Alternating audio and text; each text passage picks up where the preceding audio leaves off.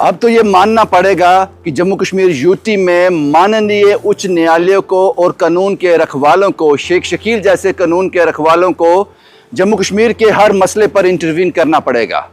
आपकी जानकारी के लिए बता दूं, कुछ घंटे पहले गवर्नमेंट मेडिकल कॉलेज और सुपर स्पेशलिटी में कार्डिक सर्विसेज को रद्द कर दिया गया था, बंद कर दिया गया था। बड़े आसान भाषा में कहूं कि जो दिल के इलाज होते हैं, जिनको दिल का दौरा पड़ जाता है, बाकी जो दिल के स्टंट पड़ना, सर्जरी करना, वो सब सेवाएं बंद कर दी थी सरकारी अस्पताल ने।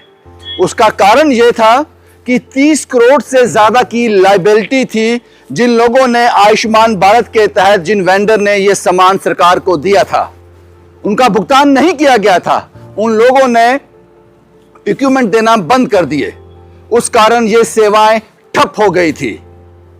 उसके बाद माननीय उच्च न्यायालय ने इसका संज्ञान लिया और कानून के रखवाले वकील साहिबान, शेख शकील जैसे वकील साहिबान और लोग सामने आए और सवाल पूछे गए और कहा गया, गवर्नमेंट मेडिकल कॉलेज से और प्रशासन से, सरकार से कहा गया कि एक सीमित दायरे के अंदर जवाब दो, ये सेवाएं क्यों बंद कर दी गई हैं। आपकी जानकारी के लिए बता दूं, 25 से 30 लोग जो है इस सेवाओं से वंचित हो गए थे। रोज की मरा पे रोज 25 से 30 सर्जरी, 25 से 30 कार्डिक सर्विसेज लोग लेते थे। टोटली बंद कर दिया था उसको। और जब माननीय उच्च न्यायालय ने और कानून के रखवालों ने इसका संज्ञान लिया, एक निर्धारित समय तय किया, तो चंद घंटों के अंदर इन सेवाओं को रिस्टोर करना पड़ा प्रशासन को, सरकार को, गवर्नमेंट मेडिकल कॉलेज को। अब सवाल यह है कि ये जो जम्मू कश्मीर यूटी में ड्यूल पावर सरकार है, एक तरफ एलजी प्रशासन है और दूसरी तरफ उमर अब्दुल्ला सरकार है। माननीय उच्च न्यायालय को अब हर जगह हस्तक्षेप करना पड़ेगा, नहीं तो सब बिखर कर रह जाएगा। आपको हस्तक्षेप करना पड़ेगा कि सड़क पर जो लाइट्स लगाई गई हैं वो बंद क्यों है। एक ऐसे ही निर्देश माननीय उच्च न्यायालय को एसएसपी ट्रैफिक, आईजी ट्रैफिक और सरकार को देने पड़ेंगे। इसका जवाब भी दो। आपको पूछना पड़ेगा कि सड़कों की इतनी खस्ता हालत क्यों है। आपको पूछना पड़ेगा कि अरफाज डैम का घर तोड़ने के लिए किसका ऑर्डर लगा था, किसने इसकी इजाजत दी थी। यह ड्यूल पावर सरकार लोगों के हितैषी नहीं है। आप इस बात को सोचिए कि एक आदमी को कार्डिक अरेस्ट आता है, उसका सबसे पहला अप्रोच रहता है गवर्नमेंट मेडिकल कॉलेज। वहां वो सेवाएं ही बंद कर दी गई। इन चीजों को समझना पड़ेगा। और हमारी ड्यूल पावर सरकार उलझी हुई है हिंदू मुसलमान में।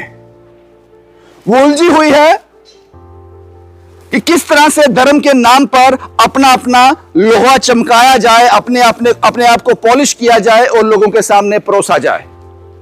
किसी को फिक्र नहीं थी कि जो लोग रोज 25 के 30 जम्मू के लोग गवर्नमेंट मेडिकल कॉलेज जाकर ये सेवाएं प्राप्त करते थे, कौन लोग थे वो जो जीएमसी जाएगा? गरीब लोग, मिडिल क्लास लोग, जो आयुष्मान भारत के तहत इस सेवाओं से, ये लाइफ सेविंग ट्रीटमेंट है।